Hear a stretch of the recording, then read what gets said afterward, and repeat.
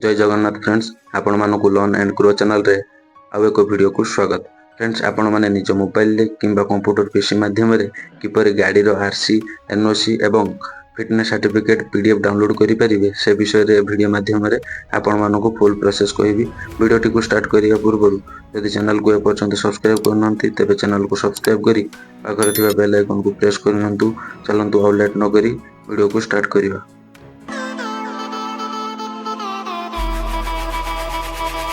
सर्वप्रथम आपण mobile जेकोसी browser को ओपन करने मोर क्रोम ब्राउजर को ओपन कर नौची। क्रोम ब्राउजर ओपन है ये सर्च बारे सर्च करने परिवहन.gov.in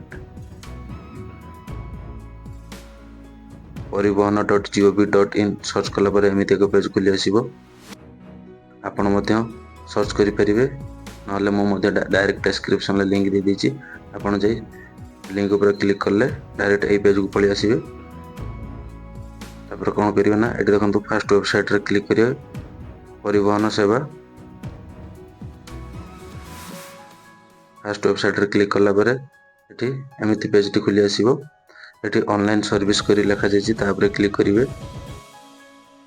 ऑनलाइन सर्विस ऊपर क्लिक कला परे एटी बहुत सारा ऑप्शन खुली आछी देखि पारथिबे। जेतु हमरो आरसी डाउनलोड करिवार अछि तो आमे फर्स्ट ऑप्शन ले क्लिक करिवा व्हीकल रिलेटेड सर्विस। यहाँ पर ही क्लिक करिया फर्स्ट ऑप्शन ले क्लिक कला परे एमिति एक पेज टी खुली आसीबो। एठी आपनकर स्टेट सिलेक्ट कर नेबे। जेतु आमे ओडिया तो ओडिसा ही सिलेक्ट करिवा। स्टेट सिलेक्ट कला परे एमिति एक पेज टी खुली आसीबो। टिके तळ को स्क्रॉल कर नेबे। एठी देखंतु बां साइड रे लिखा जायछि select RTO. Select RTO office आमे सिलेक्ट कर नबा। तापरे बॉक्स रे टिक मार लगे कि प्रोसीड ऊपर क्लिक करिया।